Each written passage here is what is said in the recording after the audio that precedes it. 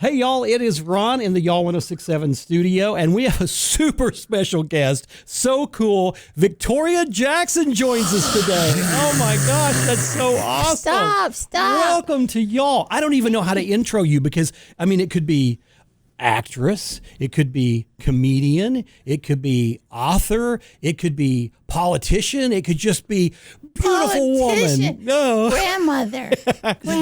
Oh, those are all great, YouTube right? addict. Okay, I think we all fall into that. You're a YouTube addict. Yeah. And you're doing something really special coming up in about a week because Manuel's Rhinestones and Roses are coming up, right? That's like a cool event. How did you get involved in this? I met Teresa, this fireball. I was saying, Lord, could you send me some friends who are like smarter than me? Like, you got to surround yourself with people who are sharp because it sharpens you. So yes. She drops into my life. She's like, I don't know, she has a lot of energy. She knows, she's so smart. Anyway, I don't know how I met her. She does a Linda Ronstadt tribute. Right. And she's going to be performing at this event as well, right? So I ended up at her farm. I don't know how. And it's a beautiful farm, like an hour outside of Nashville and near on the way to Kentucky. And she let me sing a song in her barn. I was like so excited. And I met Manuel there for my first time. Now, I would love to go to Manuel and get some costumes. Mm-hmm. I never have yet, but I plan on doing it.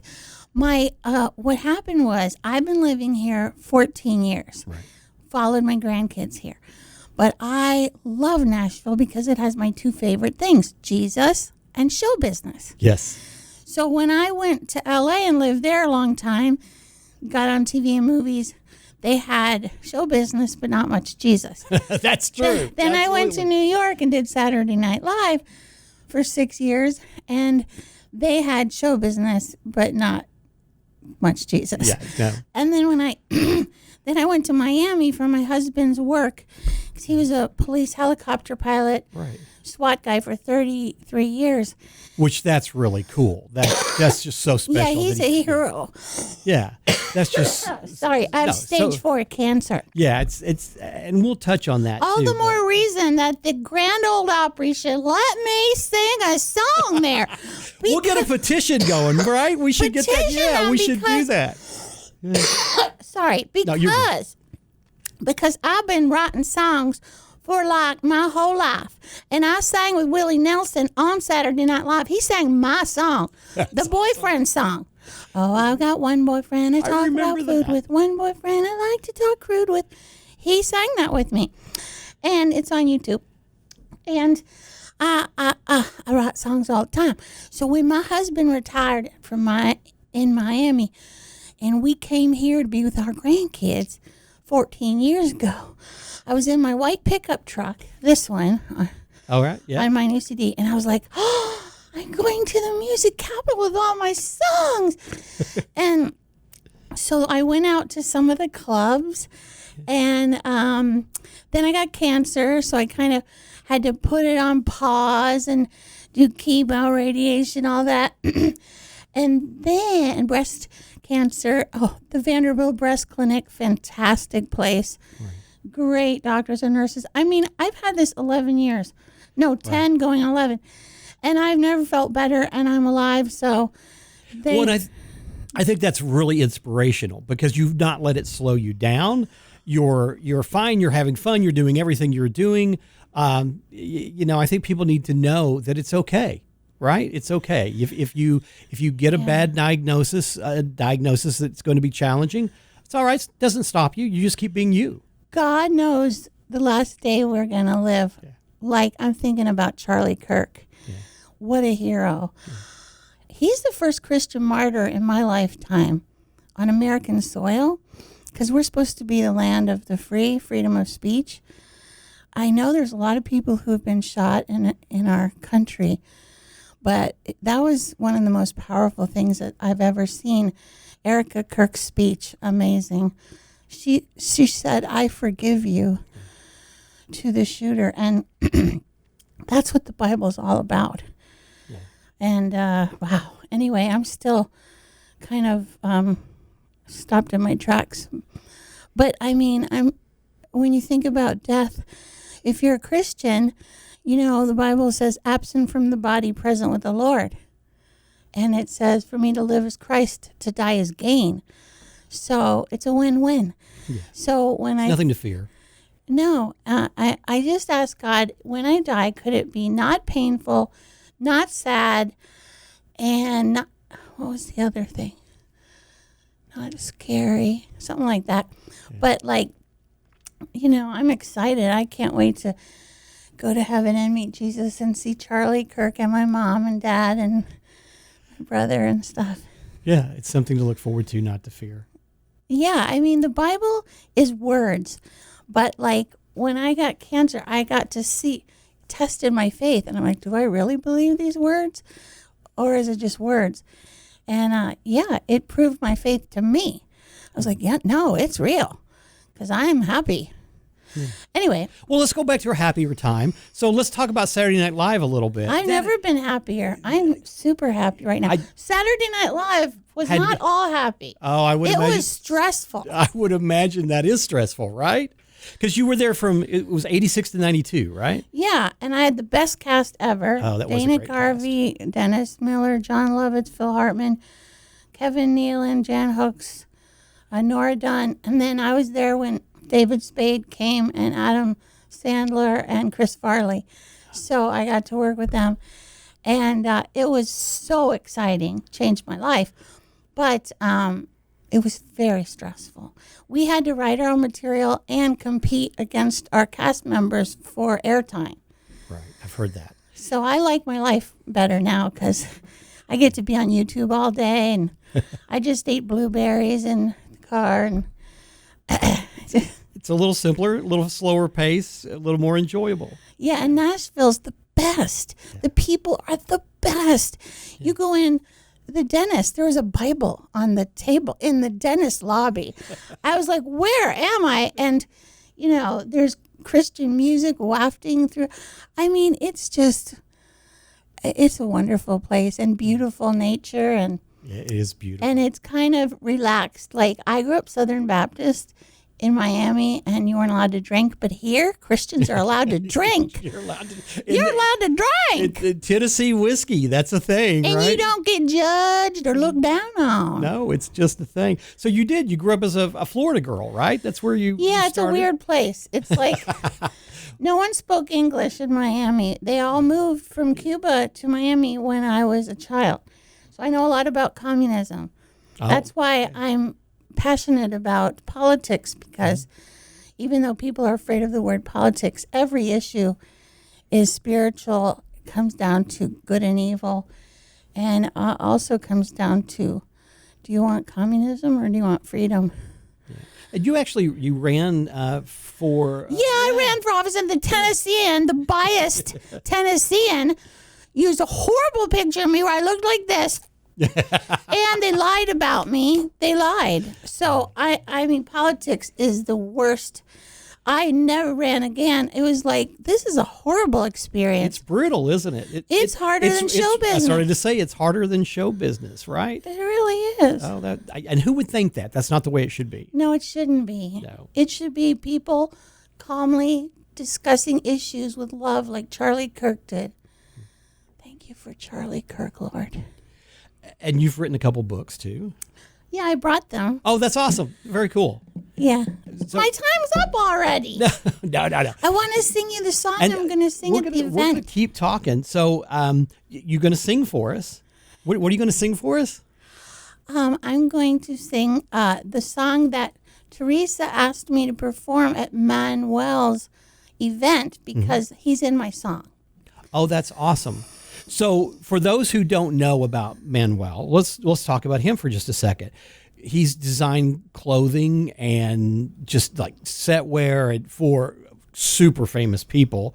He's kind of celebrating 7 decades in I guess you would say the entertainment business. He's been a part of that. Yes. He's not on stage performing, but he's creating all these amazing outfits and stuff that people have worn through the years. Yes. And so it's sort of a celebration of that, but there's going to be bluegrass and there's going to be comedy and there's going to be all these people on stage, and it's all going on. It's in Portland, Tennessee. It happens on October 4th. October 4th, which is next Saturday.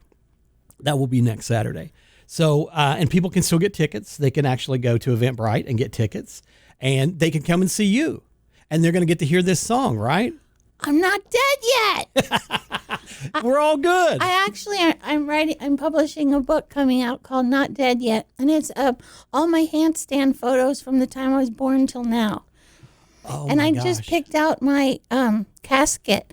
I just picked out my drawer, the crypt, because I don't want to be under dirt. And it was very exciting. And it's in Williamson County, across from what's the chicken place? Like the Chick-fil-A that's there? Or Yeah. It's across the street from that and the Target. And I know that area on the well. top level outside. And I did a handstand in front of that. So I've got a handstand from when I was born until my crypt and all my poems in between. I'm very excited about that. It's coming out soon. Oh, that's very cool. So what inspired you to write the first book? The first book, I was inspired because everyone kept saying, "How did you get on Saturday Night Live?" And You said because I'm talented. That's why. No, I auditioned. Yes. That's the quick version. Yeah. But I wrote it to tell them how. My dad was in vaudeville, and he told me, always dress better than the audience. That was his advice. So when you think about Manuel, he's a very important part of show business, because I don't like these groups, who come out in T-shirts and baggy pants, not matching. That's a message. It's a style, but we've had that style. Can we go back to the Rhinestones and so it's something to look at, because show business is all smoke and mirrors. When you get the people home in their underwear in front of the TV, they don't look like a star anymore. No, I'm sure they don't. So anyway, but my song that I wrote, Teresa heard it and said it would be perfect for Manuel. So basically, I was doing a movie with Ray Stevens, the Ray Stevens. Yeah. He's had some health issues lately, but he's not dead yet. Not dead yet. And of course, I wrote this poem for my book. Not dead yet, never will be, because Jesus died and rose for me.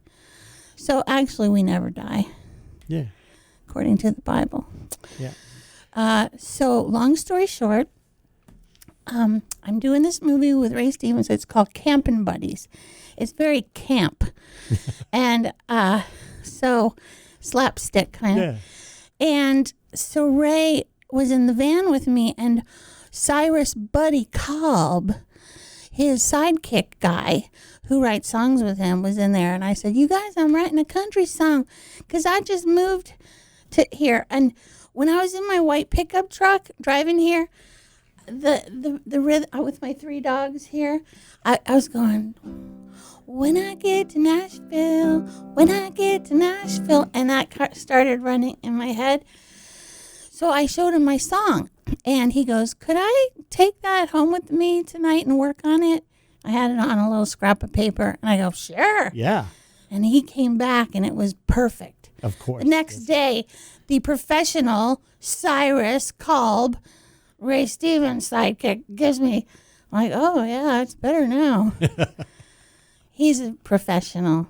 Yeah, there's a few of those guys around here where you hand them something and it comes back and it's just perfection. Yeah, I'm like, wow. Yeah, it's so much fun. So that's got to be fun too. Just the people you get to hang out with has got to be fun, right? Because everybody knows who you are and you're in town, and so I've met some great people here. Yeah. Yeah. I mostly don't hang out with famous people, but I guess I know a few. So between doing because you did Saturday Night Live, but you've done a ton of television, you've done a ton of movies. What's your favorite? Would you rather do movies, television? Well, my goal my whole life was to be an airhead on a sitcom.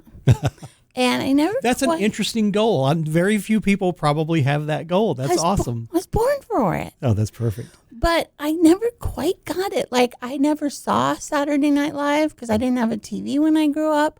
So I kept going, why do they keep doing these skits about fake TV shows and fake commercials? And it took me 30 years to realize what SNL was.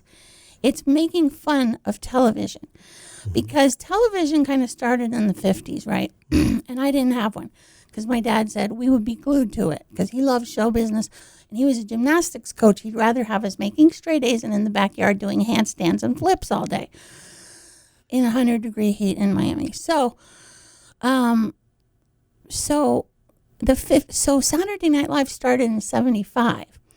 And if you think about it, they make fun of the news on Update. Yeah. They make fun of commercials with commercial parodies. They make fun of talk shows, every talk show. And they make fun of game shows. Basically, they just make fun of TV. They're like the rebellious, and in 75, that was like, wow, brave and new, because TV took itself so seriously before that.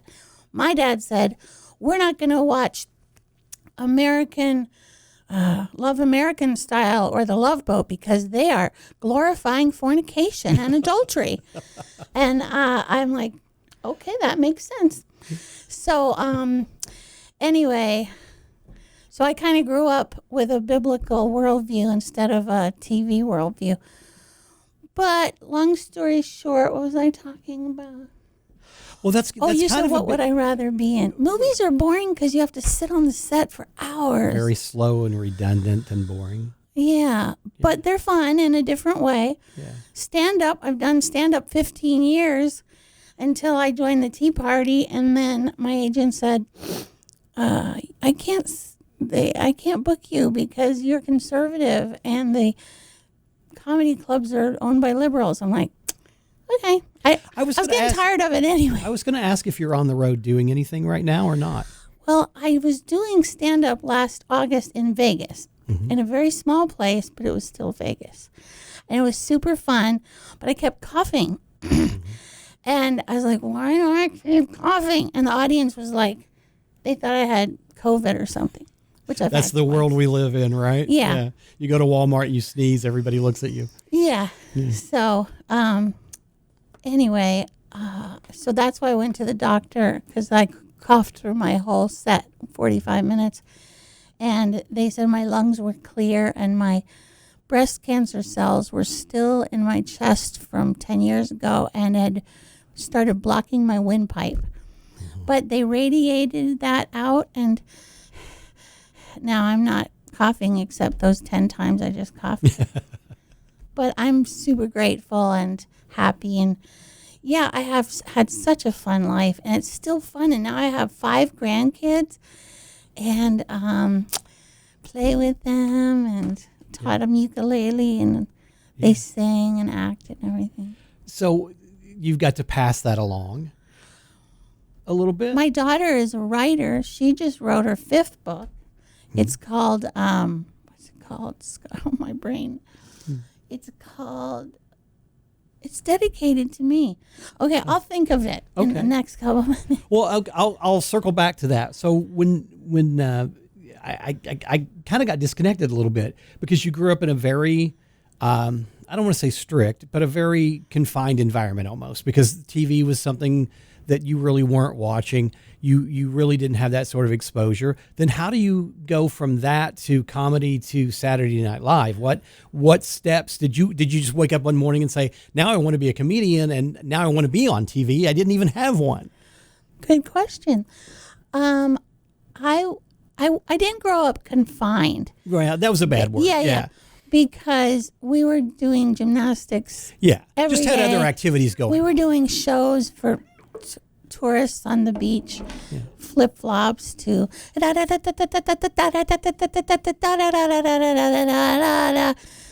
music, and my dad was playing the piano and learning how to harmonize, and But how did I get on SNL was kind of interesting. When I was a teenager, my dad goes, what do you want to be when you grow up? Because the earlier you decide, the better you can be. Prepare for it. I said, I don't know.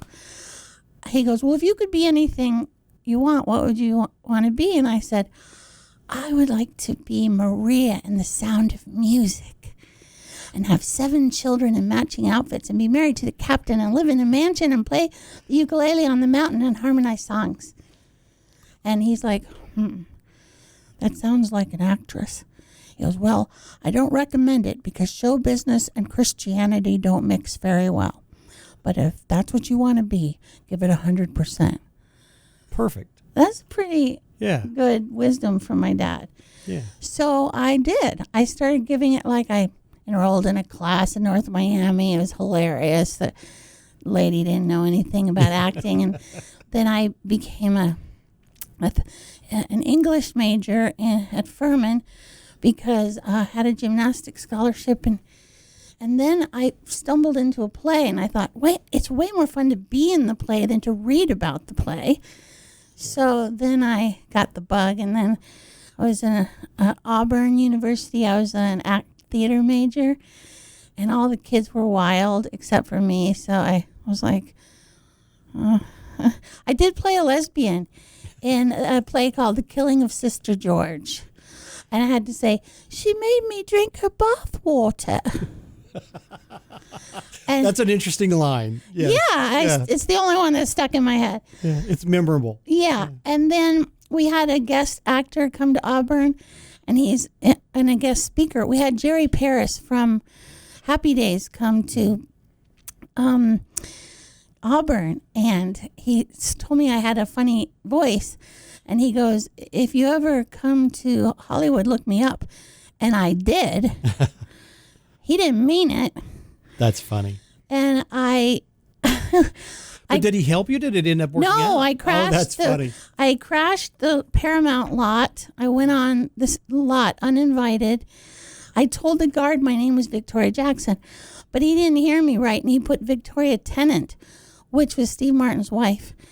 And I went on the lot, and I looked for Jerry Paris. They said he's in the commissary.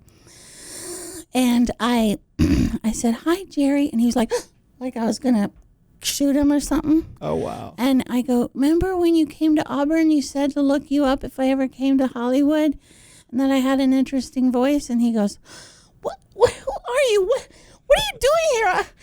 He goes, what? He's looking for guards or something. And he goes, my daughter can't even get a job, and she's in acting. And I'm like, oh, I'm sorry. Could I audition for somebody? Because I'm a typist, and I took the day off. And he's like, go to casting department. Go to Cappy. I'm like, where's Cappy? So they direct me to Cappy. He's a guy who wears a cap. And he was watching TV because Reagan had gotten shot that day. They were playing it over and over and over. And he was like this. And I go, excuse me, Jerry Paris told me to come here to audition. He goes, what? We're not auditioning for anything today. And I go, well, he told me to come here. And I said, can I just do a poem or something? And so I did a handstand on a chair. Oh. Yeah. I wanted them to remember me. You got to have a gimmick. That should have caught their attention, right? Absolutely. Gimmick. That's in my song. Yeah. And so I did a handstand on the chair, and I quoted my poem, The Life of a Gymnast. Mm-hmm. The life of a gymnast is really rough. You can tell a gymnast, for her hands are tough. Only a gymnast knows how it feels to win and meet or bruise your heels, like that. Yeah. And he was like looking through my legs at the TV, like, what's happening to Ray? And so then he goes, yeah, thanks. You want to watch the show they're taping tonight? Go over there. So I went to watch the Happy Days show rehearsal, and all the big shots were there, Fonzie and everybody. And I'm like, I'm not getting discovered. I can't let this day go to waste. And so I went in their break. I went over to the table in their restaurant of Happy Days set, and I did a handstand on the table. And I heard Jerry Paris go, what? Get the camera on that. Get the camera on that. And then they scolded me and they told me I could watch Laverne and Shirley. And then at Laverne and Shirley, the guy who tap dances in the show, he invited me. He started flirting with me. I was like 20. And he invited me to his house for a volleyball game. I'm like, okay. Okay. So I drove my jalopy, might have been my moped. I had a moped. Wow. Into the valley to his volleyball game that night. And I come in the door, and I think everyone was smoking pot or something. And I had never done that. And I walk in, and he starts giving me a tour of his little house that looks like my Carol City house, you know, ranch style, no big Hollywood thing. And he takes me in the bedroom. I go, oh, you have a drum set next to your bed. That's interesting. And he goes, you want to do it now or later? I go, what?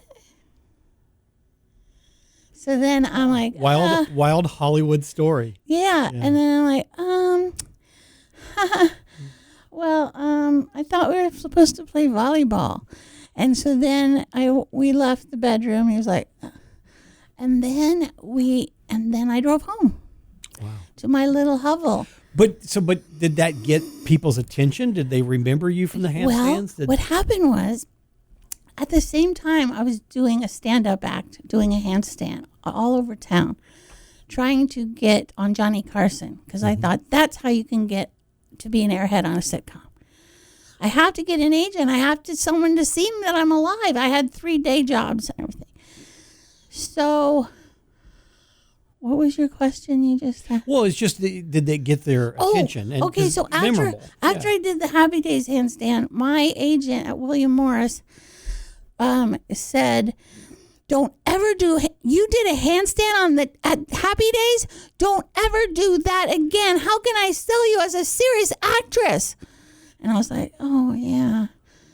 So, meanwhile, I'm doing it all over town, playing the uke, doing a handstand, whatever. I don't know how to write jokes. And I got discovered for The Tonight Show with Johnny Carson. Yeah. And then he had me on, and then he had me on 3 times a year. And then I think Lorne Michaels saw me on Johnny Carson. So then you're on Saturday Night Live. So then Lorne gave me an audition. He sent me a ticket to New York to audition for him. And then he asked me to meet with him in his office after. I never talk this much at home when I'm watching YouTube. Mm. And Lorne said, your audition was very funny, but I think, I don't know if you're strong in characters. And I go, characters? What do you mean? I can talk like this. I could be a character like this, you know. And he's like, oh, well, and he's like ushering me to his door. Like, it was a short meeting. Yeah. I heard you just had a baby. You're married to a fire eater. I was the breadwinner because there's not much call for fire eating. Fire eating, yes. And, and he's kind of ushering me out. And I go, he goes, what if I wanted you to be Diane Keaton? And I go, well, I would wear men's clothes and look at the ground a lot. And he goes, what if I wanted you to be a housewife? I go, well, I am a housewife. And he goes, okay, thank you. So I'm flying back home to my house in Laurel Canyon with my baby and my fire eater. And I'm like, man, I was so close. I don't think I got it. So then I realized I'm going to be on The Tonight Show in 2 weeks. Why don't I extend my audition for Lorne on Johnny Carson? Oh, very smart. Yes. Yeah. I think I had ambition. And very brave. So I went on Johnny Carson in the cutest pink dress you ever saw. And I said, Johnny, I'm auditioning for this show where you have to do impressions and characters. Can I do some of them for you and see if you can guess who I'm doing? And maybe, he goes, sure. And I said, oh, Johnny, I don't know. I don't have anything to say. Go to a commercial. I don't have anything. And he goes, Terry Garr. And I go, yeah. And then I go, oh, Watchy. Boy, the way Glenn Miller played songs that made the hit parade. Oh, Watchy, I'm so randy. And he goes, Edith Bunker. And I go, yeah. And then I go, what's love got to do with it? And he goes, Tina Turner. And I go, yeah. And then I go, John, why do you want to work for my company? And he goes, I don't know, Betty Davis? And I go, no. And he goes, I don't know, who is it? And I go, I made her up. You're supposed to make up characters. And the audience laughed so hard. And then I knew I was going to get it. And then my manager said, Saturday Night Live wants you. And then they called me on my Kermit the Frog phone. You remember the Kermit the Frog phone? Awesome. Yeah. And I'm like, hello? And they go, hello, this is Dinamina from Saturday Night Live. Dinamina.